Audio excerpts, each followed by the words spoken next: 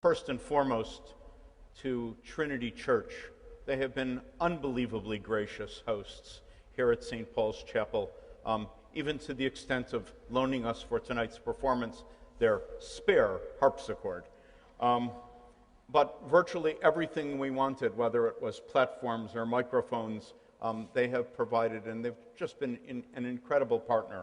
I also want to publicly acknowledge the people who worked daily, doggedly, to make sure that these programs happen, not only the 3 public programs that many of you have partaken in, but also the private, the master classes for clergy and religious leaders of the Islamic, Jewish, and Christian traditions.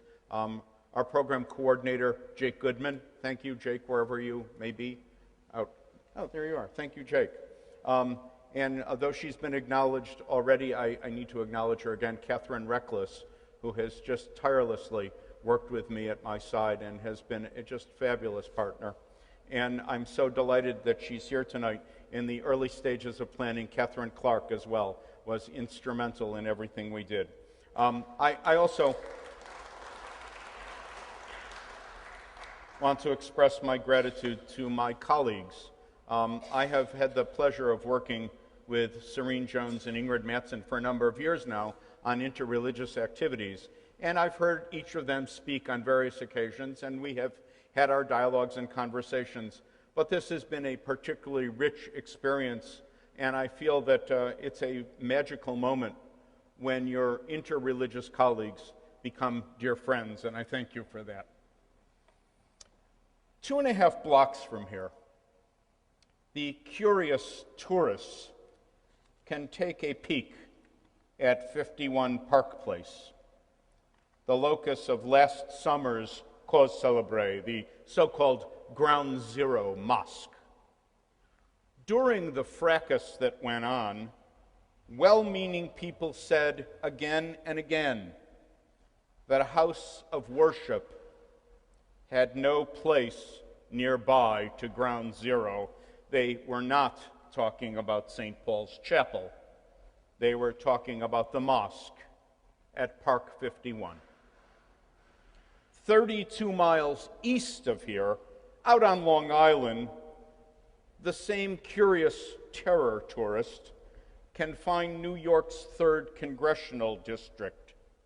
Its Congressman, Peter King, held a hearing in Washington this past March on, quote, the extent of radicalization in the American Muslim community and that community's response.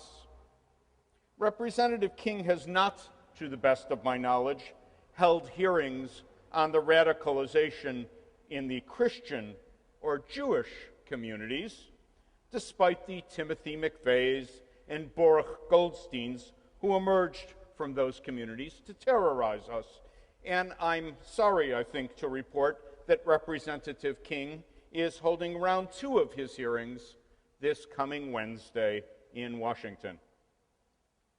I do not doubt the sincerity, misplaced though I think it may be, of those who seek to divide us for the sake of security or for the sake of sanctity of sacred ground, or at last, perhaps even for partisan political advantage. Their sincerity is all too clear, if troubling. They, like I, like all of us, wish 9/11 had never happened. But they have a very different notion of how we may move from our mourning to healing the wounds inflicted upon us that day. They believe that if we isolate and anathemize a group of our fellow Americans, we will be safer, more secure, perhaps even sanctified. There are always those within our community who know just whom to exclude, that we might feel a wee bit better about ourselves. Those who look for a scapegoat rather than reckon our pain at the tragedy, mourn our losses within our community, and find a way that we might go forward together. One of the results of the repeated outbursts of xenophobia, and let's name it Islamophobia, has been our inability to heal the wounds here in America of that awful day. As we New Yorkers prepare for the 10th anniversary of 9/11, we find that the aftermath of the day remains with us in very potent forms. My teacher, the Reverend Dr. Serene Jones, has spoken here the past 2 weeks and again tonight about the negative side effects of the continual rehearsal and reenactment of violence. I am fearful as we approach September 11th that we will be subjected to a barrage of what my colleague, Rabbi Jenny Friedman, recently named as disaster pornography. As the 10th anniversary approaches, I beseech our national and local media, do not air the footage of the planes crashing into the World Trade Center buildings or of their subsequent collapse. We do not need to relive the horror, to once again feel the terror, to reenact the panic of that day. This would only keep our wounds raw. It will not help us heal. So I ask, how can we heal? Is there a ritual that might help us? As a rabbi, I look to my Jewish tradition to find a way to heal, to reject terror, tourism, and disaster porn. Of course, classical rabbinic literature of the past 2,000 years does not directly address September 11th. But it does address what happened on the 9th day of the Hebrew month of Av, when in 586 BCE, that's almost 1,600 years ago, the first temple was destroyed. And again, on the very same day, in the year 70, almost 2,000 years ago, the second temple was destroyed. In the aftermath of the destruction of the Jerusalem temple by Rome, there were also those who were holier than thou, who sought to separate themselves from others in the community. We are taught, when the last temple was destroyed, separatists multiplied among the Jews, who would not eat meat or drink wine. Rabbi Yehoshua dealt with them.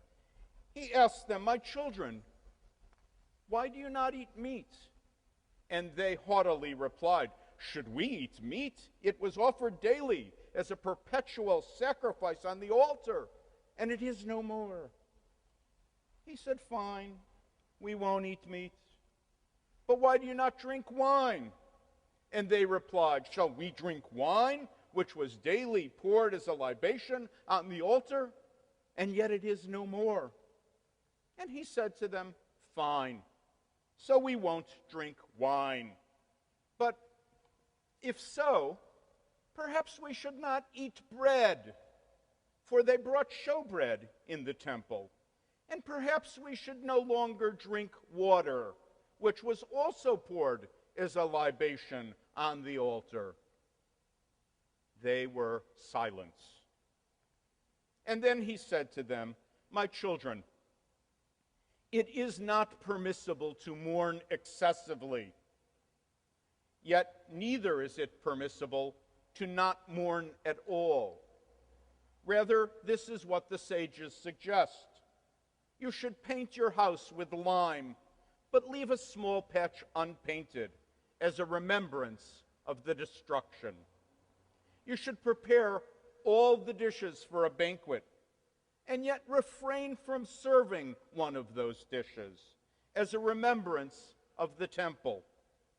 And a woman should put on her jewelry, and yet remove a piece as a remembrance of Jerusalem." This is our Jerusalem.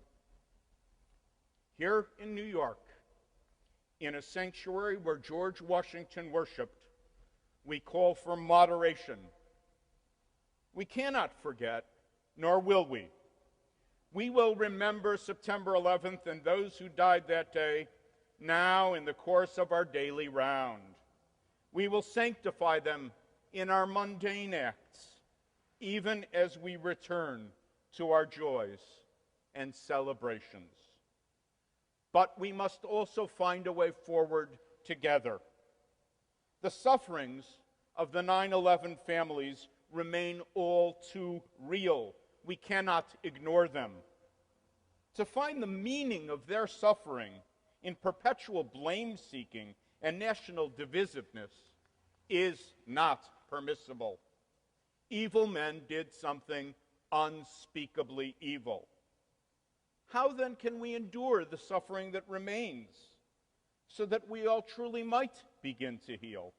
Once more, my rabbis of the Talmud tell a story to light the way. When Rabbi Yochanan was sick, Rabbi Hanina went to visit him. Hanina asked him, "Are your sufferings welcome to you?" And he replied, "Neither my sufferings nor their reward." So Yochanan said to him, "Give me your hands." And he gave him his hand, and Yochanan raised him up. When Rabbi Eliezer fell ill, Yochanan went to visit him, and he saw that Eliezer was weeping. He said of Rabbi Eliezer's suffering, "For this you should weep." And so they wept together. In the meanwhile, he asked him, "Are your sufferings welcome to you?" And he replied, "Neither they nor their reward." He said to him, "Give me your hands." He gave him his hand, and he raised him. In this remarkable passage, the Talmud rejects the very idea of the nobility of suffering. Quite the contrary. Rabbi Yochanan teaches us that our suffering, our very mortality, is just cause for weeping. In classical Jewish thought, suffering is not welcome. Rabbi Yochanan, as did his colleagues before him, reaches out his hand. He cries with those who have been wounded. He ends their isolation. Only when we can hold one another can we begin to heal. Only if we take one another's hand can we raise them up and be raised up ourselves. Jews, Christians, and Muslims, we must hold fast to one another and so raise ourselves up. The only way forward is together. I want to close my remarks on healing for this, our final session together, by quoting President Lincoln speaking about another divided American community 150 years ago. He said, "We are not enemies, but friends. We must not be enemies. Though passion may have strained, it must not break our bonds of affection. The mystic chords of memory stretching to every living heart and hearthstone all over this broad land will yet swell that chorus when touched again, as surely they will be, by the better angels of our nature." Thank you.